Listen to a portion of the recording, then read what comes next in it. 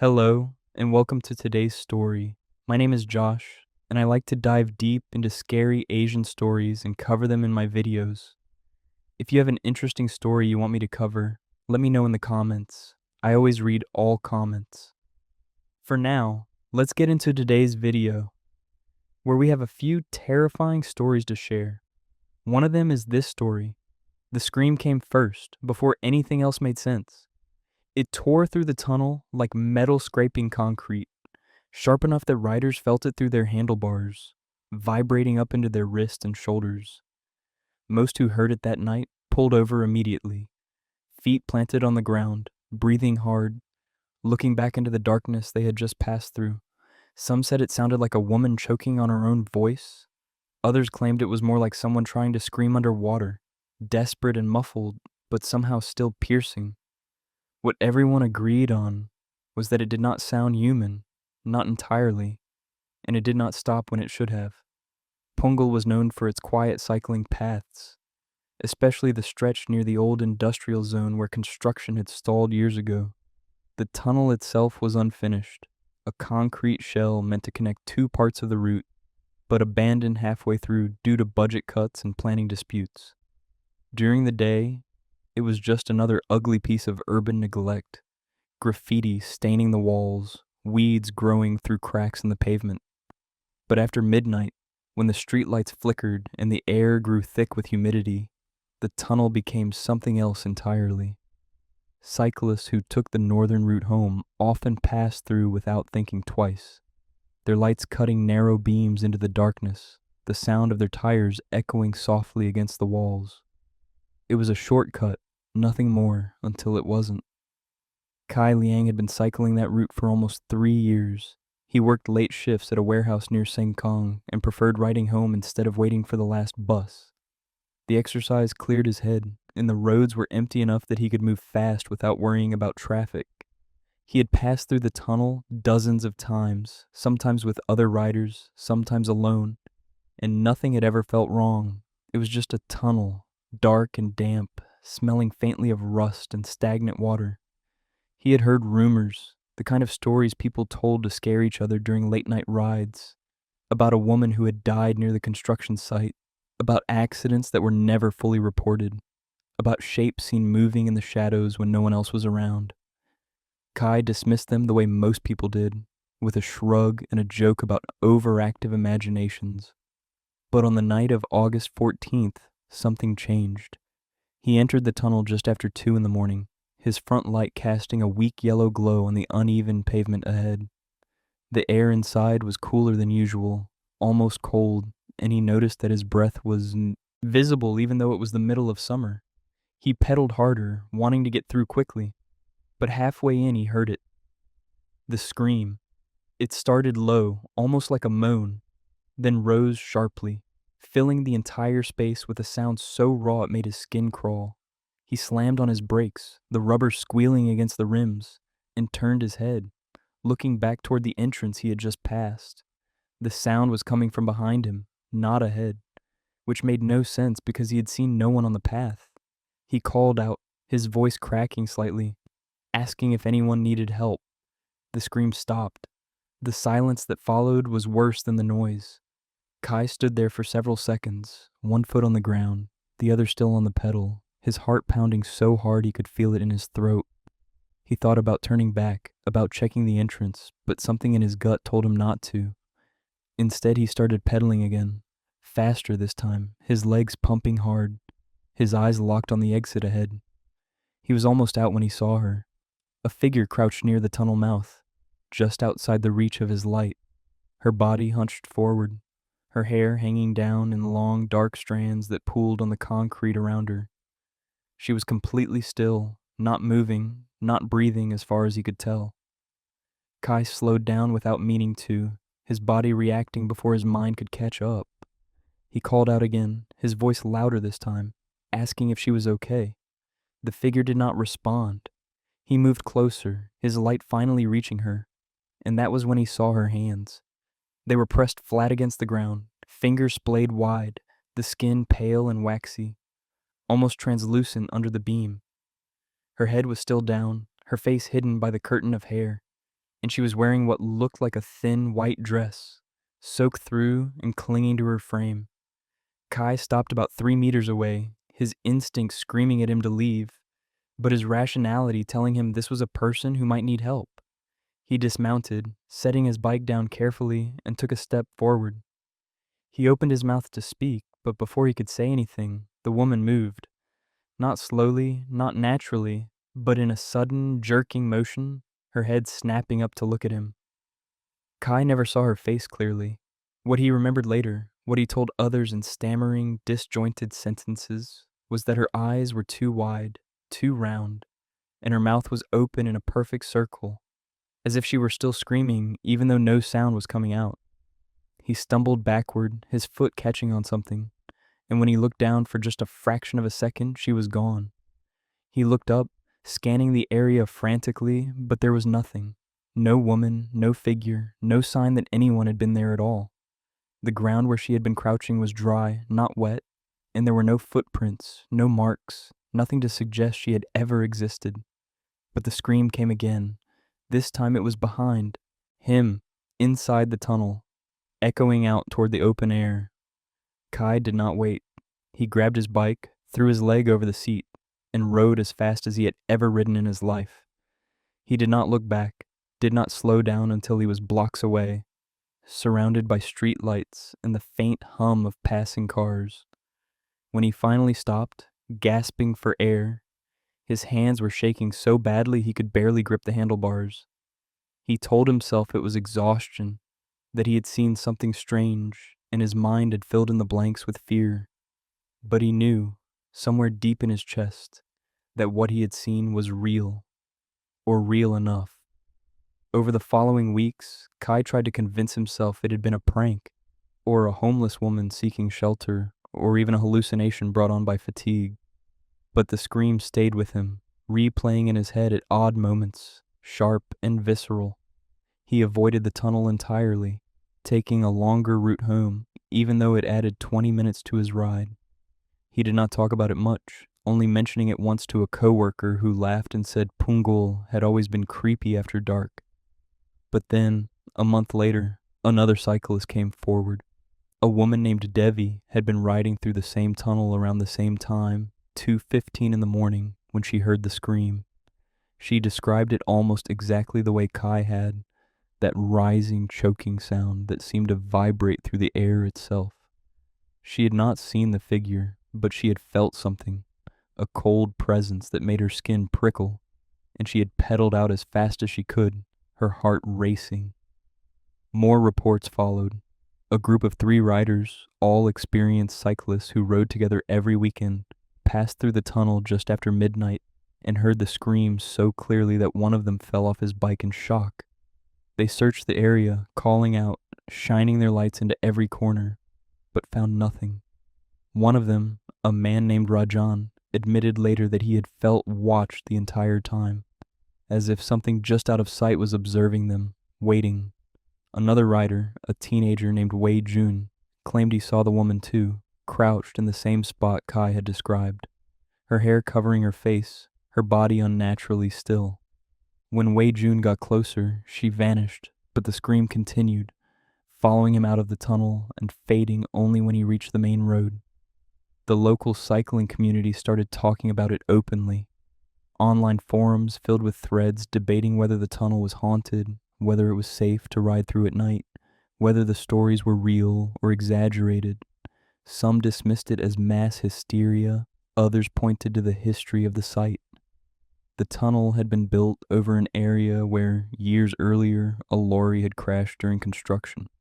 The driver survived, but there had been rumors of a passenger, a woman who was never accounted for.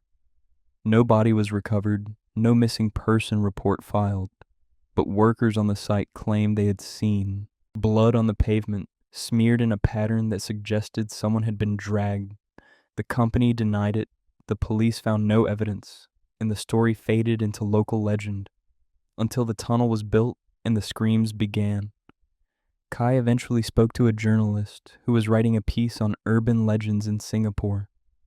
He recounted the night in as much detail as he could remember, describing the cold air, the crouching figure, the way she had moved. The journalist listened carefully, taking notes, and then asked him if he had gone back. Kai shook his head. He had no intention of ever going near the tunnel again. But others had. Some riders, skeptical or brave or both, made a point of cycling through at odd hours, recording video, taking photos, trying to capture proof of the phenomenon. Most came back empty-handed, their footage showing nothing but an empty tunnel and the sound of their own breathing. But a very few, captured something strange. On one video, uploaded to a forum and later taken down, the audio picked up a faint scream in the background, barely audible but unmistakable. The uploader swore he had heard nothing at the time, only noticing it later when he reviewed the footage.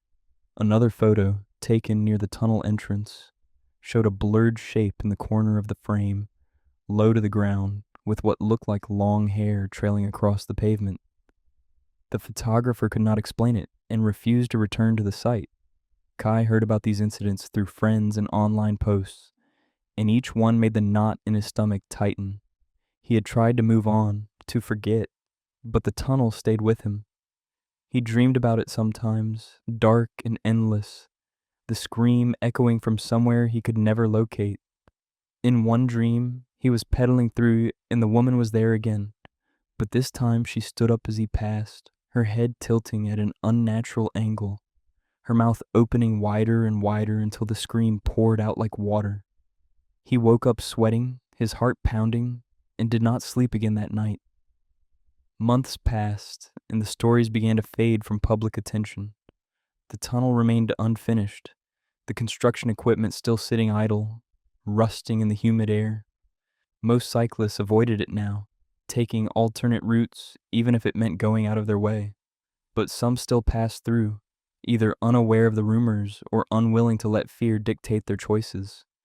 And some of them, not all but enough, heard the scream. It came at different times, never predictable, never the same twice. Sometimes it was loud and sharp, other times faint and distant, like an echo of an echo. But it was always there, waiting in the darkness, a sound that did not belong to the living world. Kai never went back. He moved to a different part of the island a year later, partly for work, partly to escape the memories.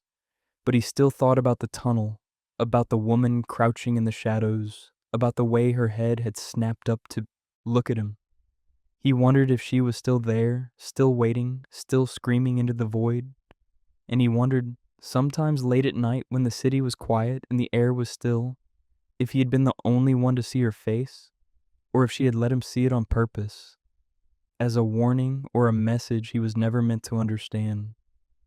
I hope you enjoyed these stories. Tomorrow we will be uploading another terrifying story. Feel free to subscribe and put on your notifications to never miss another scary video. I upload almost every day. Wish you all the best. But as chilling as that story was, it is far from the only one that has disturbed those who have encountered it. In another part of Singapore, something equally unsettling took place. Though this time, it was not a scream that haunted those who witnessed it, but a silence that felt wrong, a stillness that defied every natural law. What happened at Badak Reservoir has left even experienced search and rescue teams reluctant to speak openly about what they saw, or more accurately, what they did not see, because sometimes the absence of something is far more terrifying than its presence. The diver went under just after 6 a.m, when the light was still soft and the water was calm. A man named Taufik had been jogging along the reservoir path, his usual route before work, when he saw someone in the water. The figure was about 20 meters from the shore, moving with quick, deliberate motions, slipping beneath the surface, and then reappearing seconds later, over and over again. At first, Taufik thought it was an early morning swimmer, though it struck him as odd because the reservoir was not officially open for swimming, and there were signs posted everywhere warning against it.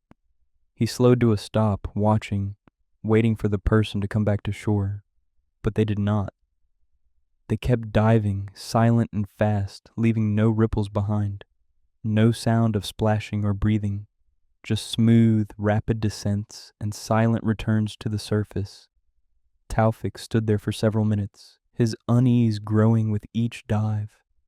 Something about the movements felt wrong, mechanical almost, as if the person was not swimming but being pulled under by something unseen. He called out, his voice carrying across the water, asking if everything was okay. There was no response. The figure dove again, disappearing beneath the surface, and this time it did not come back up. Taufik waited, counting the seconds in his head. 10, 20, 30, a full minute passing with no sign of the swimmer. Panic began to set in. He pulled out his phone and dialed emergency services, his voice shaking as he explained what he had seen. The operator asked him to stay on the line, to keep watching the water, and assured him that help was on the way. Within 15 minutes, a search and rescue team arrived, moving quickly, their equipment already prepared. Taufik showed them where he had last seen the person, pointing to the spot with as much precision as he could manage. The team spread out along the shore, scanning the water with binoculars, looking for any sign of movement or disturbance. One of the officers, a man named Rahman, asked Taufik to describe exactly what he had seen. Taufik repeated his account, emphasizing the strange, repetitive diving, the lack of sound, the way the person had simply vanished without resurfacing. Rahman exchanged a glance with another officer, a look that Taufik could not quite read, then nodded and told him to wait while they conducted the search. The team deployed a small boat, 2 officers rowing out to the location Taufik had indicated. They used sonar equipment, scanning the depths, looking for any sign of a body or a submerged swimmer. The water was murky, visibility low, but the sonar should have picked up something if anyone was down there. They searched for over an hour, expanding the radius, checking deeper sections, but found nothing. No body, no signs of struggle, no debris or clothing. It was as if the person had never been there at all. Rahman returned to shore, his expression tight, and told Taufik that they would need to review the CCTV footage from the nearby cameras to confirm what had happened. Taufik accompanied them to the control station where the footage was stored. The cameras covered most of the reservoir perimeter, angled to capture activity along the paths and the water's edge. The officer in charge pulled up the recording from that morning, fast-forwarding to the time Taufik had indicated.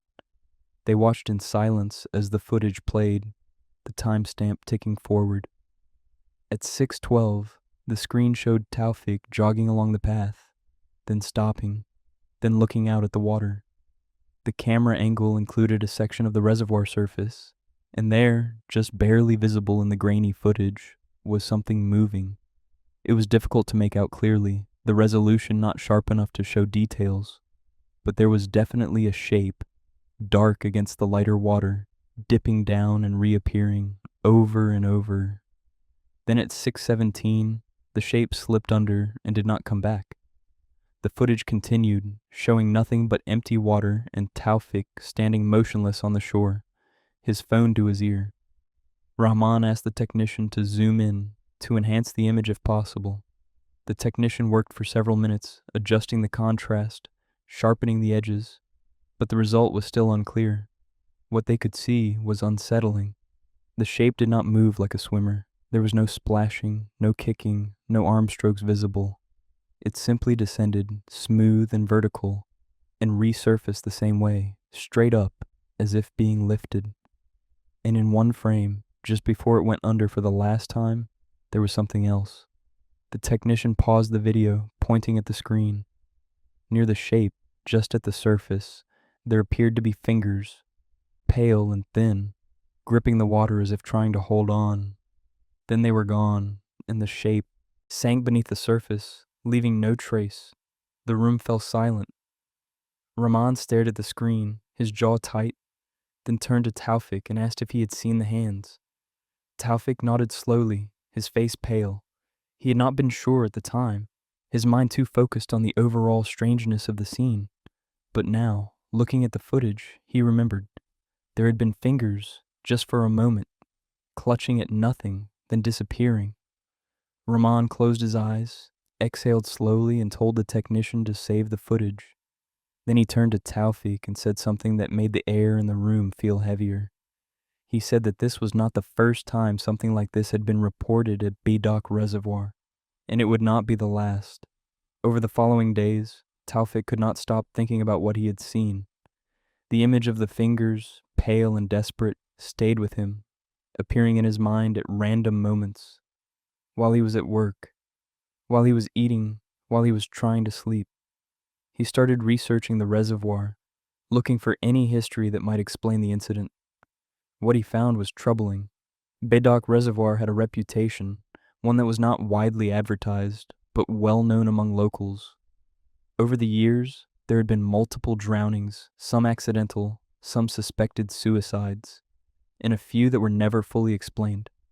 Bodies were sometimes recovered days or even weeks later, bloated and unrecognizable, pulled from the depths by divers who reported feeling uneasy during the searches, as if they were not alone down there.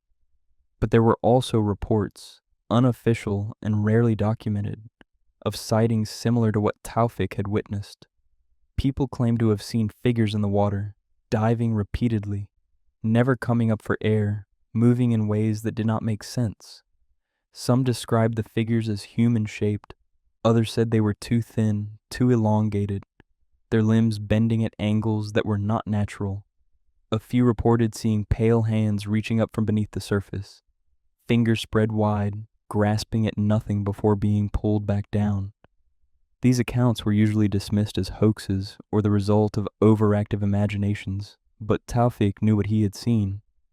It was real, or at least real enough that his body still tensed every time he thought about it.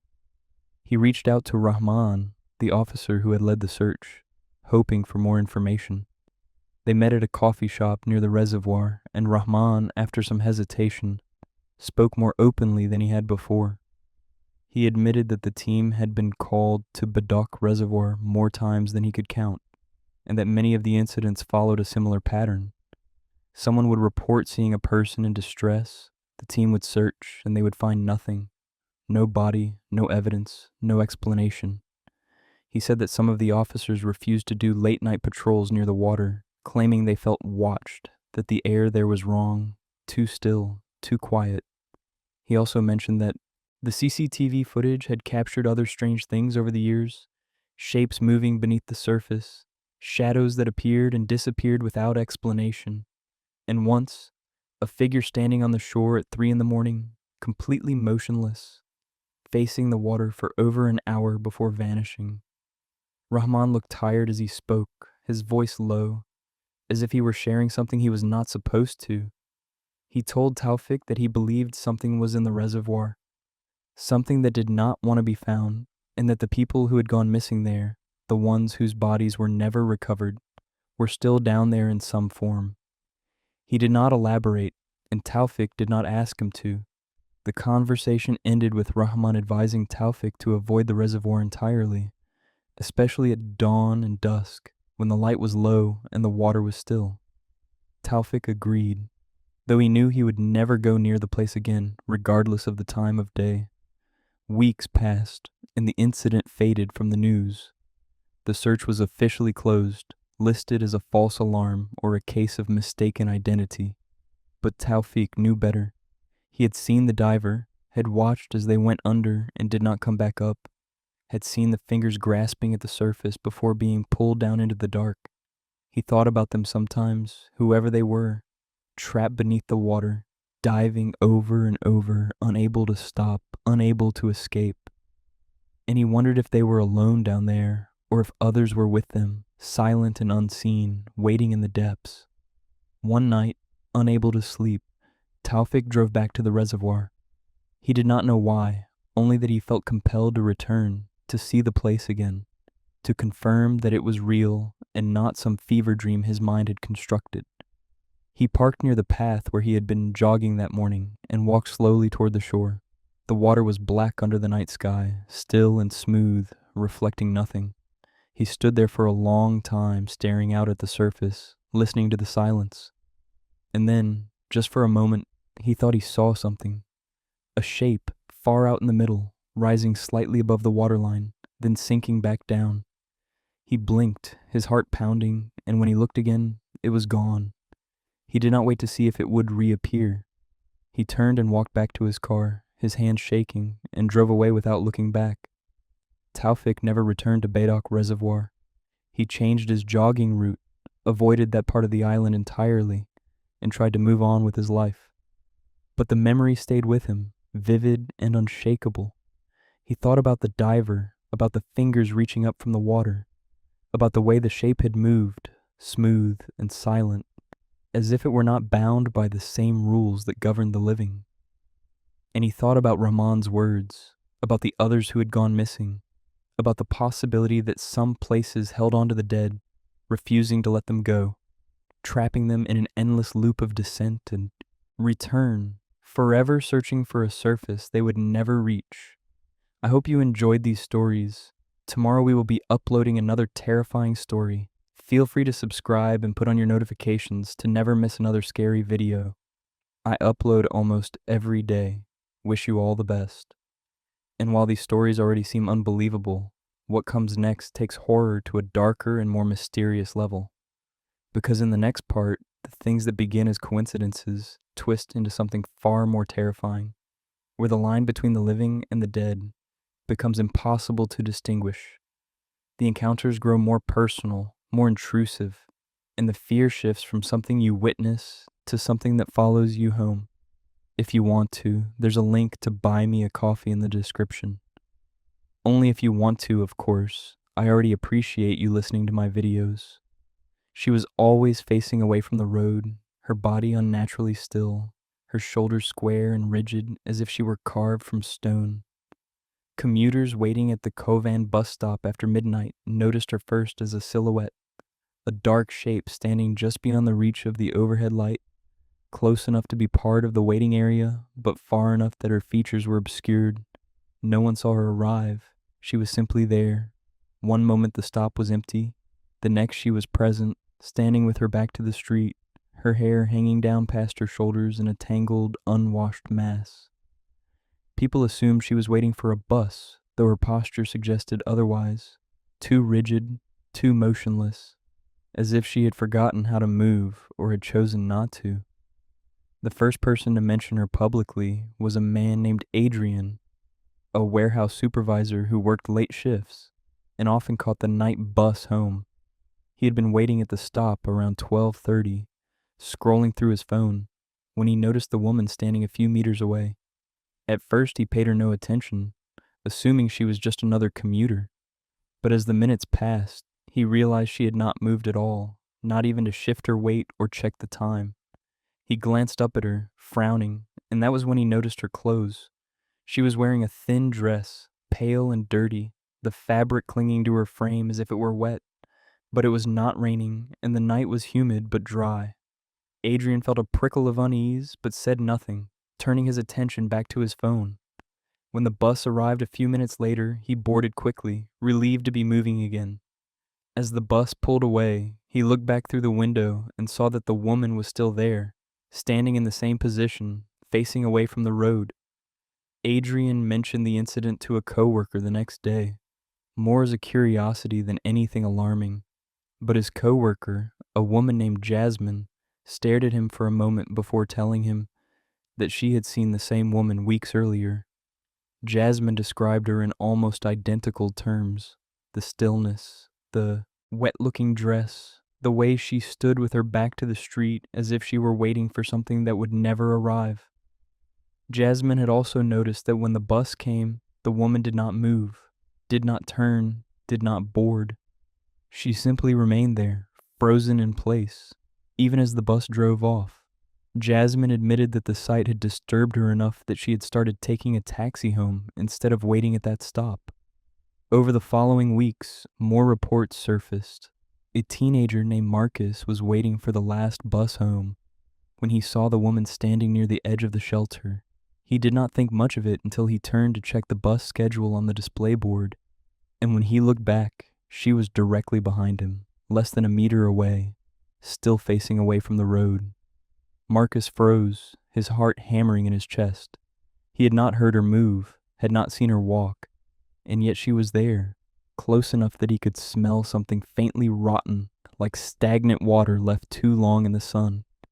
He took a step back, his hands trembling, and the woman did not react. She simply stood there, motionless, her head tilted slightly to one side. Marcus wanted to speak, to ask if she was okay, but his throat felt tight and no words came out. When the bus arrived, he practically ran onto it, not daring to look back until the doors closed and the vehicle pulled away. Through the window, he saw her still standing there, her figure illuminated briefly by the bus headlights before disappearing into the darkness. But the most disturbing encounter came from a young woman named Priya. She'd been waiting at the stop late one Friday night, tired from a long shift at the hospital, when she noticed the woman standing nearby. Priya had heard the rumors by then, the stories circulating online and among late-night commuters, but she had dismissed them as urban legends, the kind of tales people told to scare each other. Seeing the woman in person, however, made her blood run cold. The figure was exactly as described, standing with her back to the road, her dress hanging limply from her thin frame, her hair obscuring her face. Priya tried to ignore her, focusing on her phone, willing the bus to arrive quickly. But then the woman moved, not walked, not turned, but simply reappeared, closer, as if the space between them had collapsed without any physical motion. Priya gasped, stepping back, and the woman tilted her head, still facing away. And then she spoke. Her voice was soft, barely above a whisper, but it carried clearly through the still night air. She said Priya's name. Priya felt her stomach drop. She had never met this woman, had never seen her before that night, and yet the woman knew her name, spoke it with an eerie familiarity that made Priya's skin crawl. She backed away, her eyes locked on the figure, and the woman repeated the name, this time with a slight inflection, as if asking a question. Priya did not wait for the bus. She turned and ran, her footsteps echoing loudly on the pavement, and did not stop until she reached a well-lit area several blocks away. When she finally caught her breath and looked back, the woman was gone. Priya took a taxi home that night and never returned to the bus stop after dark. The stories spread quickly, shared on social media, discussed in online forums, debated among those who believed and those who did not. Some dismissed the accounts as hoaxes or exaggerations, while others pointed to the consistency of the descriptions, the way each witness reported the same details, the stillness, the wet dress, the way the woman seemed to move without moving, reappearing in different positions as if space itself bent around her. A few people tried to investigate, visiting the bus stop late at night with cameras and recorders, hoping to capture evidence. Most found nothing, just an empty shelter and the occasional passerby. But a very few, saw her. One man recorded video on his phone, the footage grainy and dark, but clearly showing a figure standing at the edge of the shelter, facing away. The man called out, asking if she needed help, and the figure did not respond. He moved closer, the camera shaking slightly, and then the footage cut out, the screen going black. When the video resumed seconds later, the shelter was empty, and the man could be heard breathing heavily, his voice shaking as he muttered something incoherent before ending the recording. Bus captains who worked the late-night routes began to talk among themselves, sharing their own experiences. Several admitted that they had seen the woman standing at the stop, always in the same position, always alone. Some said they had felt compelled to stop, even when no one signaled for the bus, only to find the shelter empty when they pulled up. Others claimed they had seen her board the bus, stepping on without paying, without making eye contact, and then disappearing before the next stop. One captain, a man named Kumar, refused to stop at that particular shelter after midnight, going so far as to skip it entirely, even if passengers requested it. He told his supervisor that the place felt wrong, that every time he approached it, he felt a weight in his chest, a pressure that made it hard to breathe. His supervisor did not argue, quietly reassigning Kumar to a different route. Marcus, the teenager who had seen the woman reappear behind him, could not shake the memory. He started having nightmares, vivid and repetitive, in which he was standing at the bus stop and the woman was there, always facing away, always silent. In the dreams, he would try to leave, but his legs would not move. and the woman would slowly turn toward him, her face still hidden by her hair, and he would wake up gasping, his heart racing. He began avoiding buses altogether, asking his parents to pick him up or walking home even when it was late. His friends noticed the change, the way he seemed jumpy and distracted, but he did not tell them why. He did not want to talk about it, did not want to relive the moment when she had been standing right behind him, close enough to touch, her presence suffocating and cold. Priya, meanwhile, tried to rationalize what had happened. She told herself that the woman must have overheard her name somehow, perhaps from a phone call or a conversation she had been having earlier. But the more she thought about it, the less sense it made. She had been alone at the stop, had not spoken to anyone, had not even checked her phone until after the woman appeared. There was no logical explanation for how the woman could have known her name, and that uncertainty gnawed at her, keeping her awake at night, making her check over her shoulder whenever she was outside after dark. She considered reporting the incident to the police, but decided against it, knowing how it would sound, knowing that without evidence, it would be dismissed as a trick of the mind or a misunderstanding. But the woman at the bus stop did not fade into obscurity. She remained a fixture of the area, appearing sporadically, always at night, always facing away from the road. Commuters who were unaware of the stories sometimes saw her and thought nothing of it, only later realizing that something had been off, that she had not moved, had not breathed, had not behaved like a living person. Those who knew the stories avoided the stop entirely, taking alternate routes, waiting at different shelters, anything to avoid the risk of an encounter. The bus stop itself took on a reputation, a place to be avoided, a location marked by an invisible boundary that separated the normal world from something darker, something that did not belong. Adrian, who had first mentioned the woman publicly, eventually stopped taking the night bus altogether. He switched to earlier shifts, arranging his schedule so that he would never have to wait at that stop after midnight. He did not talk about the woman anymore, didn't bring her up in conversation, but he thought about her often, the way she had stood so still, the way her dress had clung to her body as if she had just stepped out of water. He wondered who she was, or had been, and what had happened to leave her there, trapped in that place, repeating the same motionless vigil, night after night. But he never sought answers, never tried to investigate further. Some things, he decided, were better left alone, and the woman remained, standing at the edge of the shelter, facing away from the road, waiting for something that no one understood. Those who saw her carried the memory with them, a cold, creeping dread that settled in their chest and refused to leave. And those who did not see her, who passed by the stop during the day or avoided it entirely, still felt the weight of her presence, a shadow that lingered at the edges of awareness, a reminder that some places held onto their ghosts, and some ghosts refused to let go. I hope you enjoyed these stories. Tomorrow we will be uploading another terrifying story. Feel free to subscribe and put on your notifications to never miss another scary video. I upload almost every day. Wish you all the best. Yet as unsettling as that encounter was, there are stories that burrow even deeper, that invade the spaces where people feel safest, their own homes, their own corridors, the familiar hallways they walk every day without a second thought. What happened in Tampines is one of those stories, a haunting that did not announce itself with screams or visions, but with the sound of footsteps, heavy and relentless, echoing through the night in a place where no one should have been running at all. The footsteps always started at exactly 3:11 in the morning, sharp and sudden, the sound of someone running at full speed along the corridor outside.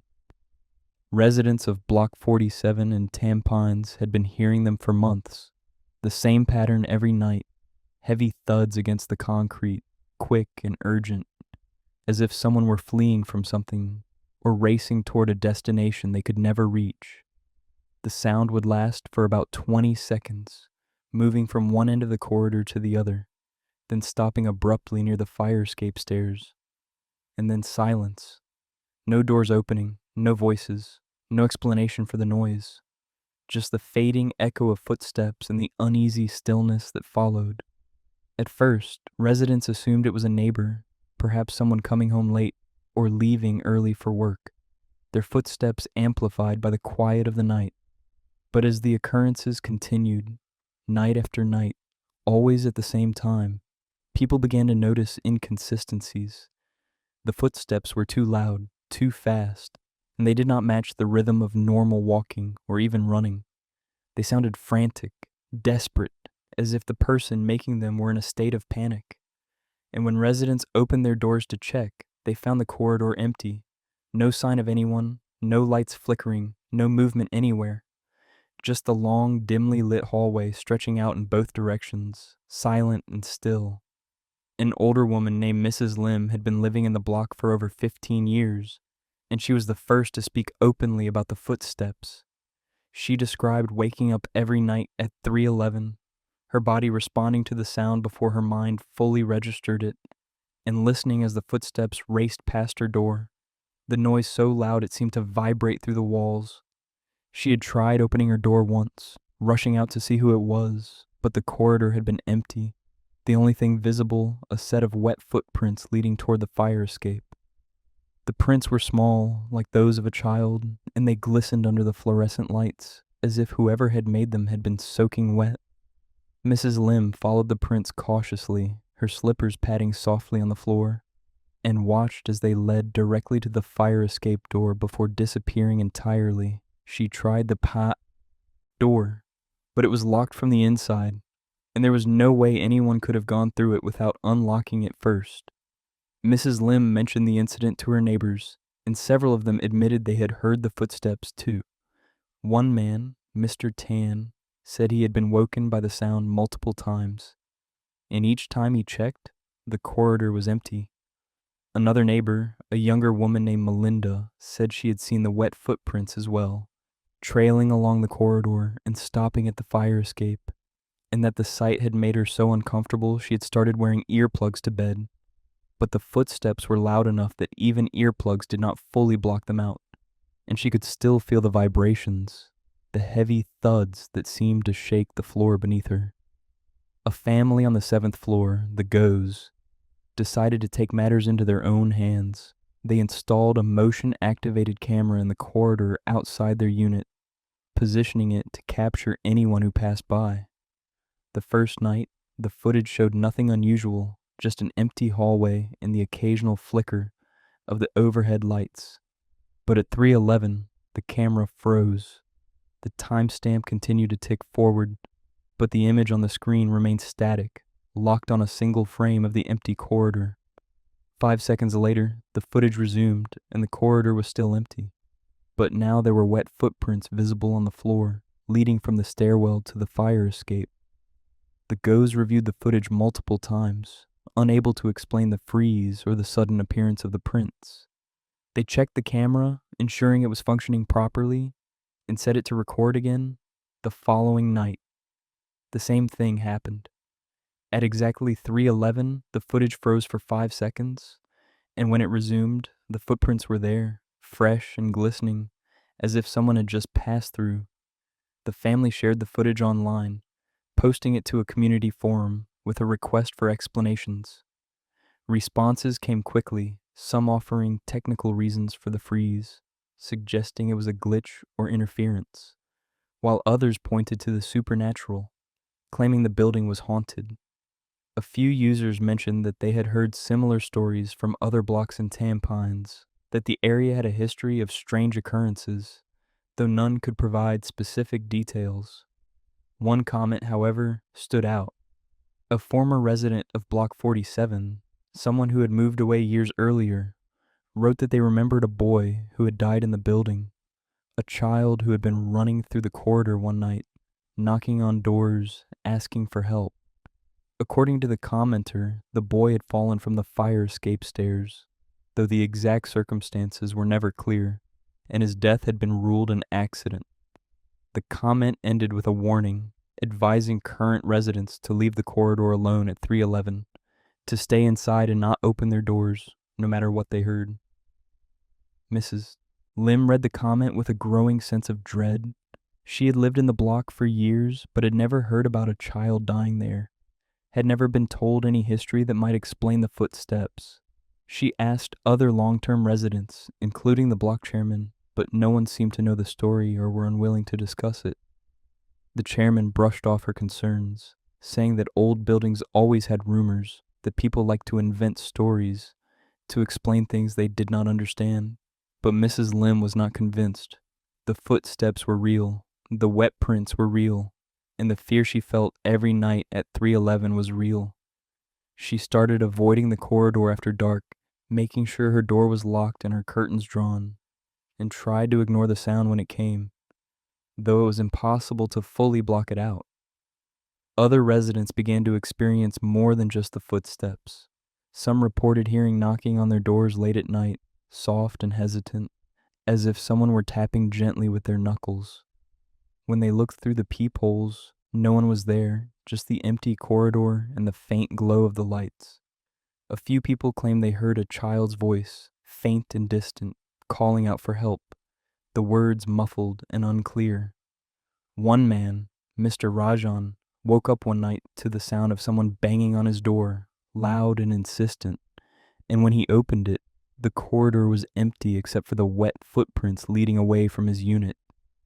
He followed them to the fire escape, where they stopped abruptly, and when he looked down the stairwell, he saw nothing but shadows and the faint outline of the steps descending into darkness. The fear in the block grew, spreading from unit to unit. Whispered conversations in the lift, worried glances exchanged in the void deck. Some families considered moving, unwilling to endure the nightly disturbances, while others tried to rationalize it, insisting there had to be a logical explanation.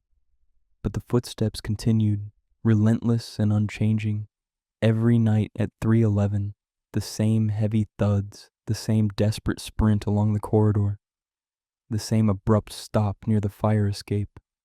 And every night, someone opened their door, driven by curiosity or concern, only to find the corridor empty and the wet footprints leading to nowhere. Mr. Go, the father who had installed the camera, eventually stopped reviewing the footage. The freezes, the unexplained footprints, the eerie silence that followed, it all became too much. He told his wife that they should consider moving, that the building was not safe, though he could not articulate why. His wife agreed, though she worried about the cost and the logistics of relocating. Their children, too young to fully understand, asked why they had to leave, and Mr. Go struggled to explain without frightening them. He told them the building was old, that they needed a change, but he knew the truth. The footsteps, the voice, the knocking, whatever was happening in Block 47 was not something he wanted his family to endure any longer. But not everyone had the option to leave. Mrs. Lim, bound by financial constraints and a lifetime of memories in the flat, stayed, though the nights grew harder to bear. She developed a routine, going to bed early, taking medication to help her sleep, through the 311 mark. But even in her medicated haze, she could feel the footsteps, the vibrations traveling through the walls and into her bones. She dreamed sometimes of a boy, small and wet, standing in the corridor outside her door, his clothes dripping water onto the floor, his face pale and drawn. In the dreams, he would knock softly, his knuckles barely making a sound, and she would wake up before she could open the door, her heart racing, her hands trembling. Melinda, the younger woman who had started wearing earplugs, eventually moved to a different block, unable to cope with the nightly disturbances. She told her friends that the footsteps had become unbearable, that she could hear them even through the earplugs, and that the wet footprints she saw every morning on her way to work made her feel sick. She did not believe in ghosts, she insisted, but she could not explain what was happening, and the uncertainty was worse than any clear answer would have been. Her new flat was quieter, the nights peaceful, but she still woke up sometimes at 311, her body conditioned to expect the sound, and she would lie in the darkness, listening to the silence, grateful to be away from Block 47. The former resident who had commented online, the one who mentioned the boy, never responded to follow-up questions. People asked for more details, for clarification about the accident, for any information that might help explain the footsteps, but the account went silent. Some speculated that the commenter had made it up, a convenient story to explain the phenomenon, while others believed the story was true and that the commenter had been warned not to speak further. The truth, whatever it was, remained elusive, buried in the history of the building and the memories of those who had been there when it happened. The footsteps did not stop. They continued night after night, year after year, a permanent feature of Block 47, something that residents learned to live with or fled from. New tenants moved in, unaware of the history, and were startled by the sound, confused by the wet footprints, disturbed by the knocking and the faint voice that sometimes accompanied the footsteps. Some were told the story by older residents, others discovered it online, and a few experienced it firsthand before learning that others had heard the same thing. And through it all, the footsteps remained, heavy and urgent, racing along the corridor at exactly 3:11 every morning. A boy who could not stop running, who could not reach the help he sought, who was trapped in a loop of panic and desperation, replaying the final moments of his life over and over, forever. I hope you enjoyed these stories. Tomorrow we will be uploading another terrifying story. Feel free to subscribe and put on your notifications to never miss another scary video. I upload almost every day. Wish you all the best. The last two stories are different. They're quieter, but far more disturbing. The kind that stay with you long after the telling ends, that settle into the back of your mind and resurface at unexpected moments. Because sometimes the most terrifying experiences are not the ones that scream at you, but the ones that whisper, that creep into your daily life so subtly that by the time you realize something is wrong, it is already too late to escape. What comes next will show you that horror does not always announce itself with violence or spectacle. Sometimes it arrives as a small, persistent discomfort that grows into something unbearable, something that changes the way you see the world around you forever. The figure was always standing just behind the employer, close enough to be touching, but never quite visible in direct light. Maria had been working as a domestic helper in the Jurong West household for only 3 weeks when she first saw it, a dark, human-shaped shadow that seemed to absorb the light around it, standing motionless in the hallway while her employer, Mrs. Chen, spoke on the phone. Maria had been carrying laundry from the bedrooms when she glanced up and saw the shape, tall and featureless, positioned directly behind Mrs. Chen, its outline sharp against the pale wall. Maria froze, her breath catching in her throat, and blinked hard, assuming her eyes were playing tricks on her. But when she looked again, the shadow was still there, unmoving, as if it were waiting for something. Mrs. Chen turned, following Maria's gaze, and asked if something was wrong.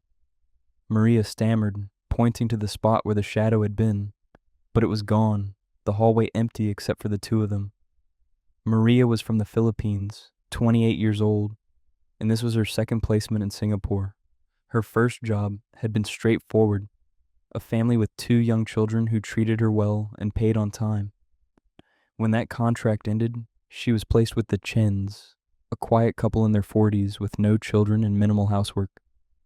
The job seemed ideal, easy hours, reasonable expectations, and a comfortable room in the back of the flat. But from the first night, something had felt off.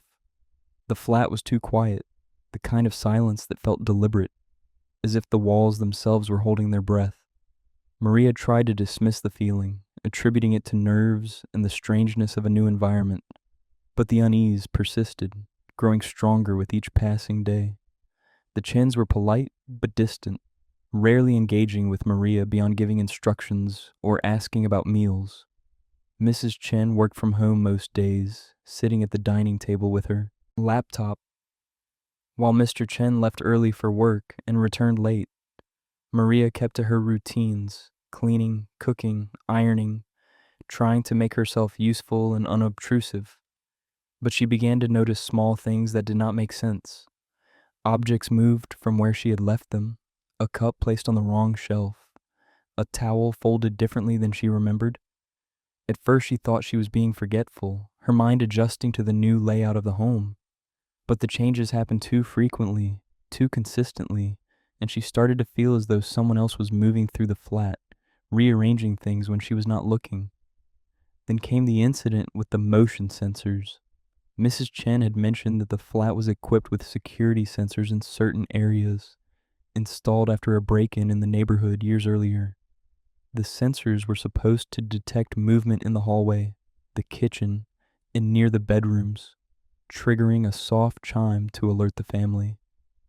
Maria was told to ignore the chimes, that they would go off whenever she walked past, and she did, barely registering the sound as she went about her work. But one evening, as she carried a basket of folded clothes from the laundry room to the bedrooms, the chime went off behind her, not in front. She stopped, turning around, expecting to see Mrs. Chen, or perhaps a stray breeze that had triggered the sensor. But the hallway was empty, the air still. She frowned, setting the basket down, and walked back toward the sensor. As she approached, the chime went off again, this time further down the hall, as if something were moving away from her, retreating deeper into the flat. Maria felt a cold prickle run down her spine. She called out, asking if anyone was there, her voice echoing softly in the silence. No response. She checked the bedrooms, the bathroom, the kitchen, but found no one. Mrs. Chen was in her study with the door closed, and Mr. Chen had not yet come home. Maria returned to her laundry, her hands shaking slightly, and tried to convince herself that the sensors were malfunctioning, but the pattern repeated over the following days. Every time she walked through the hallway, the chimes would go off behind her, as if someone were following her, staying just out of sight, mirroring her movements. She mentioned it to Mrs. Chen, who dismissed it as a technical glitch, promising to have the system checked. But the technician found nothing wrong. The sensors were functioning perfectly, responding exactly as they were supposed to. The encounters escalated. One afternoon, while ironing clothes in the small utility room, Maria felt something brush against her shoulder, a light, deliberate touch that made her flinch. She spun around, the iron still in her hand, and found no one there. The room was tiny, barely large enough for the ironing board and a small shelf, and there was nowhere for anyone to hide. She set the iron down, her heart pounding, and stepped into the hallway, looking both ways. Empty. She returned to the ironing, trying to focus, but the feeling persisted, a presence hovering just behind her, close enough to feel but impossible to see. She worked quickly, finishing the task as fast as she could, and left the room, closing the door behind her. But the sensation followed her, a weight on her shoulder, a coldness that clung to her skin even in the humid afternoon heat.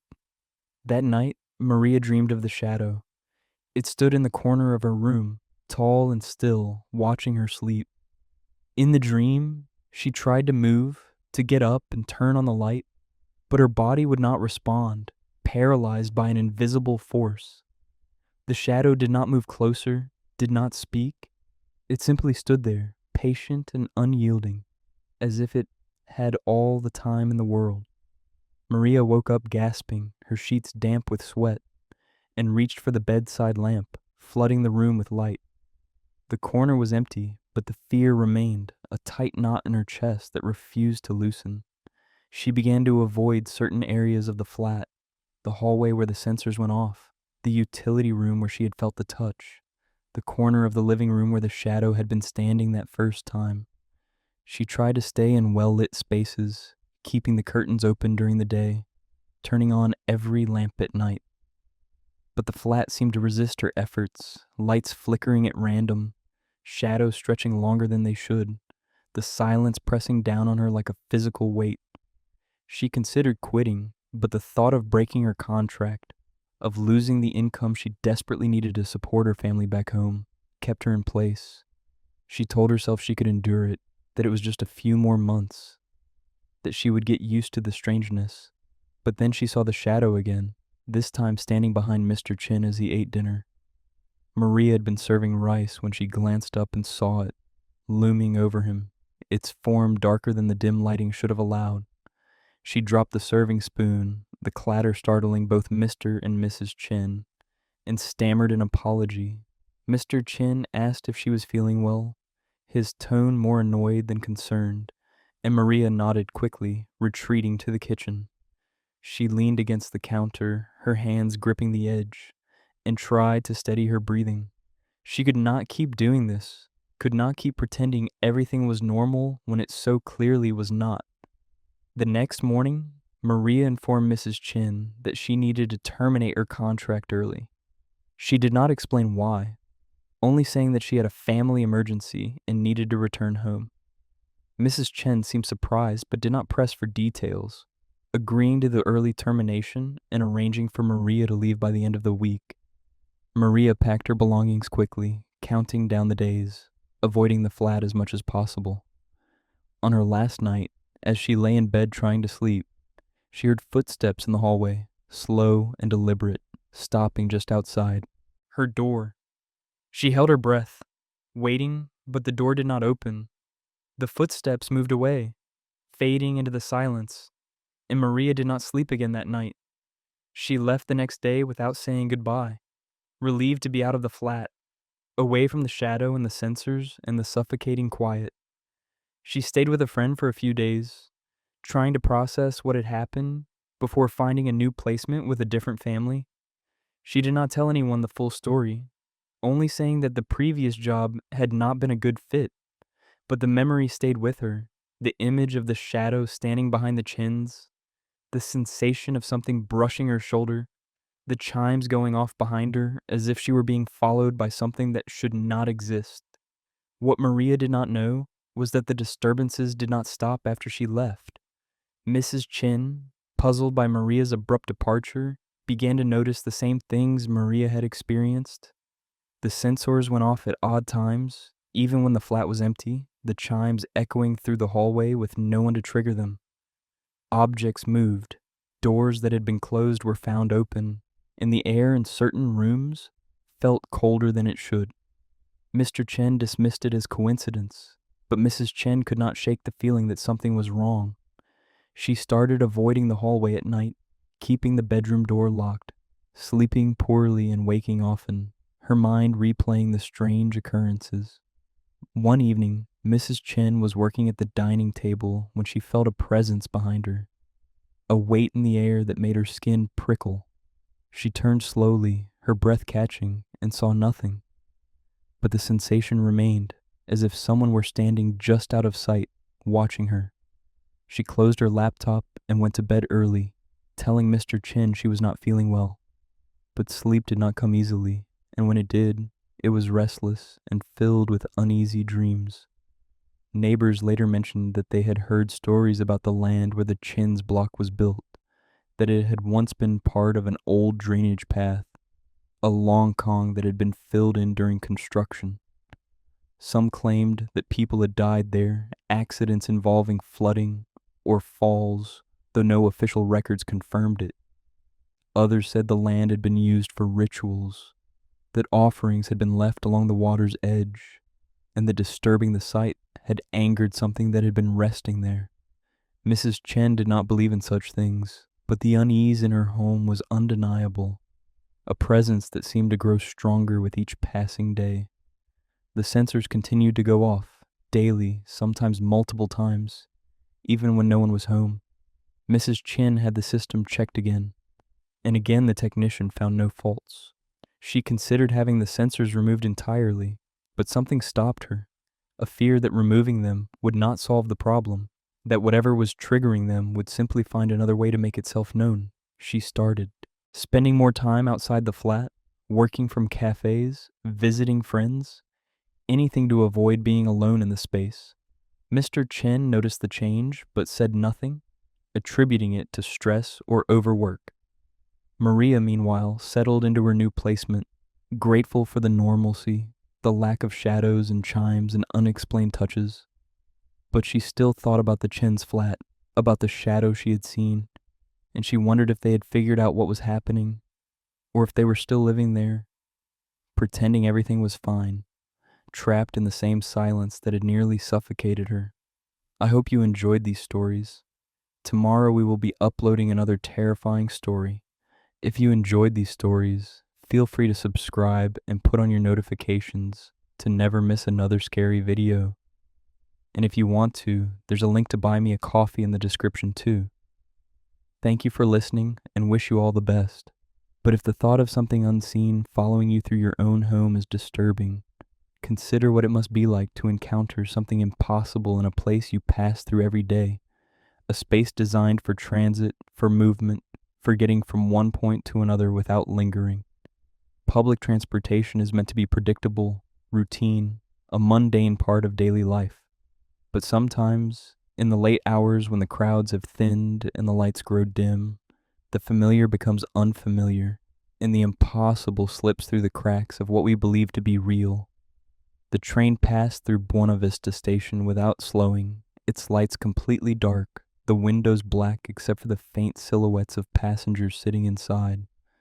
The platform was nearly empty, just a handful of late-night MRT staff conducting routine maintenance checks, when they heard the distant rumble of an approaching train. It was past midnight, well after the last scheduled service, and the control panel showed no trains in that section of the line. The staff exchanged confused glances, one of them, a man named Hazik, stepping closer to the edge of the platform to get a better look. The train emerged from the tunnel, moving at full speed, and Hazik felt a rush of cold air as it passed, the dark carriages blurring by so quickly he could barely make out the shapes inside. But he saw enough. Passengers sitting upright in their seats, completely still, their faces pale and expressionless, staring straight ahead as if they were frozen in place. Hazik stumbled back from the edge, his heart racing, and turned to his colleague, a woman named Farah, who had seen it too. She stood motionless, her hand covering her mouth, her eyes wide with shock. They watched as the train disappeared into the tunnel on the opposite side, the sound fading into silence, leaving only the hum of the station's fluorescent lights and the faint buzz of the electrical systems. Hazik pulled out his radio, calling the control room, his voice shaking as he reported what they had just witnessed. The operator on the other end sounded confused, insisting that no trains were running at that time, that the system showed all carriages were parked in the depot. Hazik repeated his report, describing the train, the dark windows, the passengers, but the operator remained skeptical, suggesting it might have been a maintenance vehicle or a trick of the light. But Hazik knew what he had seen. The train had been real, solid, moving with the same speed and weight as any other train on the line. And the passengers inside, though only visible for a few seconds, had been unmistakably human, or at least human-shaped, their forms clear enough to distinguish heads, shoulders, arms resting on laps. Farah, still shaken, agreed with Hazik's account, describing the same details, the stillness of the passengers, the way they had not moved or reacted to the station, as if they were unaware of their surroundings or simply did not care. The incident was logged, the report filed with the operations manager, but no explanation was provided. The control system had not detected any train in the section at the time Hazik and Farah reported the sighting, and a review of the depot confirmed that all trains were accounted for. The manager suggested that the staff might have seen a test run or a glitch in the system, though he could not explain why a test would be conducted without authorization or why it would not appear on the control panel. Hazik and Farah were told to continue their duties, but the unease lingered, a nagging sense that something was deeply wrong. Over the following nights, other staff members began to report similar sightings. A cleaner working the late shift claimed she had seen a train pass through the station around 1 a.m, its lights off, moving silently through the tunnel. She had not been able to see inside the carriages, but she swore the train had not made the usual noise. No screeching of wheels on tracks, no mechanical hum, just a low, almost imperceptible rush of air. Another worker, a technician named Kumar, said he had been on the platform when a train passed through without stopping, and he had felt a sudden drop in temperature, the air around him growing cold enough that his breath became visible. He had looked up at the train as it passed, and thought he saw someone staring at him through one of the windows. a woman with long hair and a blank expression, her eyes locked on his. The moment had lasted only a second, but the image stayed with him, haunting and inexplicable. Hazik decided to check the CCTV footage himself, hoping it would provide some clarity. He accessed the recordings from the night he had seen the train, scrolling through the timestamps, searching for the moment it had passed through. But when he reached the time of the sighting, the footage showed nothing. The platform was visible, Hazik and Farah standing near the edge, looking toward the tunnel, their postures tense as if reacting to something. But the tracks were empty. No train appeared, no movement, no disturbance. Just the two of them staring at nothing. Hazik replayed the footage multiple times, checking different angles, but every camera showed the same thing. An empty platform, an empty track, and two staff members reacting to something that was not there. Farah watched the footage with him, her face pale, her hands trembling slightly.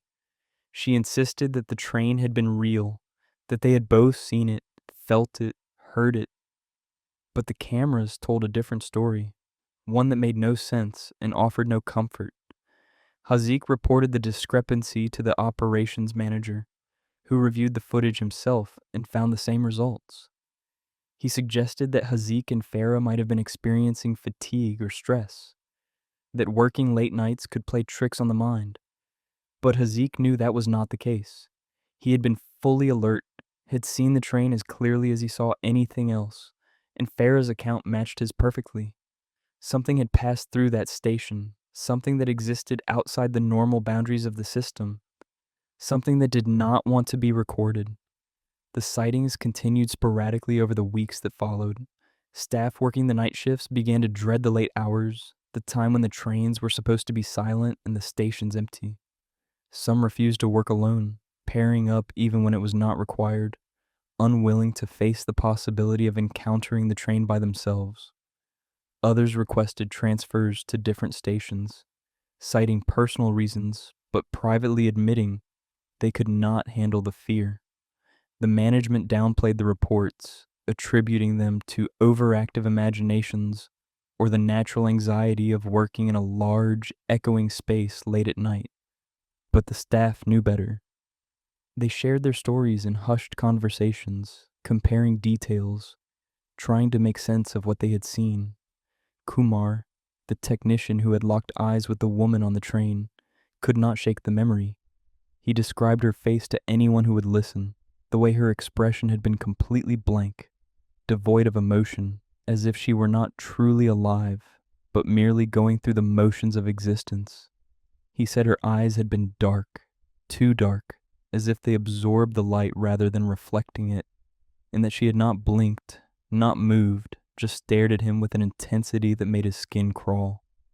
He started having nightmares, dreams in which he was standing on the platform and the train pulled into the station, its doors opening, and the woman stepped out, walking toward him with that same expressionless face. He would try to run, but his legs would not move, and she would get closer and closer until he woke up, gasping and drenched in sweat. Kumar eventually resigned, citing health reasons, but he told Hazik privately that he could not continue working at Buena Vista, that the station felt wrong, that every time he walked onto the platform he felt watched, as if the woman from the train were still there, observing him from somewhere he could not see. Hazik understood. He had felt it too, the weight of unseen eyes, the sense that the station held secrets it was not willing to share. Farah, meanwhile, tried to rationalize the experience. She researched the history of the MRT line, looking for accidents or incidents that might explain the phantom train. She found a few cases of suicides, people who had jumped onto the tracks over the years, but nothing that seemed directly connected to the sightings. She also discovered that the tunnels near Buena Vista had been built through areas that were previously undeveloped, sections of land that had once been part of old estates or industrial sites. Some of the land had been reclaimed, filled in and built over, and she wondered if the construction had disturbed something, if the train was somehow a manifestation of the past, a remnant of lives lost or forgotten. But her research provided no definitive answers, only more questions. She shared her findings with Hazik, and they discussed the possibility that the train was not a physical object but something else, a projection, a memory, an echo of something that had happened or was still happening in a different layer of reality. It sounded absurd when spoken aloud, but it was the only explanation that came close to fitting the evidence. Farah eventually stopped working night shifts altogether, requesting a reassignment to daytime operations. Her request was granted without question, and she left the late-night duties behind. Though the memory of the train stayed with her, a dark shape at the edge of her thoughts that she could never fully banish. Haziq remained, partly out of necessity, partly out of a stubborn need to understand what he had seen. He continued to work the late shifts, keeping watch on the platform, his eyes scanning the tunnels, waiting for the train to appear again. It did, but not every night, and not in any predictable pattern. Sometimes weeks would pass without incident. Other times the train would appear multiple nights in a row, always moving at the same speed, always with the lights off, always with the passenger sitting in the silent stillness. Haziq tried to photograph it once, pulling out his phone as the train approached. But when he reviewed the image later, the screen showed only darkness, the train invisible as if it existed in a spectrum his camera could not capture. He spoke to other staff members from different stations, asking if they had experienced anything similar. A few admitted they had, though their accounts were vague, reluctant, as if speaking about it might make it more real. One worker from a station further down the line said he had seen a train with no driver, the cabin empty, the controls operating themselves. Another claimed she had heard voices coming from the tunnels, low and indistinct, like conversations happening just out of earshot. The stories were fragmented, inconsistent, but they all shared a common thread, the sense that the MRT system, especially at night, was not entirely what it seemed, that beneath the routine and the schedules and the regulations, something else moved through the tunnels, something that did not follow the rules. Haziq became obsessed, his life consumed by the mystery of the train. He spent his off hours researching, talking to former staff, digging through old records, trying to find any clue that might explain what was happening. His friends and family noticed the change, the way he seemed distracted, distant, his mind always elsewhere. They asked if he was okay, if something was bothering him, but he could not explain it in a way that made sense, could not tell them about the train without sounding irrational. So he kept it to himself, carrying the weight of the knowledge alone. Then one night, the train stopped. Haziq was on the platform conducting a routine inspection when he heard the familiar rumble approaching. He looked up, his heart already pounding, and saw the train emerging from the tunnel, its lights off, its windows dark. But this time, instead of passing through, the train began to slow. Haziq felt his blood run cold as the train decelerated, the brakes engaging with a soft hiss, and came to a complete stop at the platform. The doors did not open. The train simply sat there, silent and motionless, its dark windows reflecting the fluorescent lights of the station. Haziq stood frozen, every instinct screaming at him to run, but he could not move, could not look away. He took a step closer, drawn by a morbid curiosity, and peered into the nearest window. The inside of the carriage was visible now, lit faintly by some unseen source, and he could see the passengers sitting in their seats, exactly as he had glimpsed them before. They were all facing forward, their hands resting on their laps, their expressions blank. None of them moved, none of them blinked. They simply sat there, waiting. Though for what, Haziq could not begin to guess. He scanned the faces, looking for the woman Kumar had described, and found her sitting near the middle of the carriage, her long hair hanging over her shoulders, her eyes staring straight ahead. And then, slowly, her head began to turn. She looked toward the window, toward Haziq, and their eyes met. Her face remained expressionless, but her gaze was intense, penetrating, as if she were looking through him rather than at him. Haziq stumbled back, breaking the connection, and the train's doors remained closed. A moment later, the train began to move again, accelerating smoothly, and disappeared into the tunnel on the opposite side, leaving Haziq alone on the platform, his heart hammering in his chest. He did not report the incident. He did not tell anyone what had happened. He simply went home, packed his belongings, and submitted his resignation the next day. The operations manager tried to convince him to stay, citing his experience and dedication, but Haziq refused, offering no explanation beyond a vague mention of personal reasons.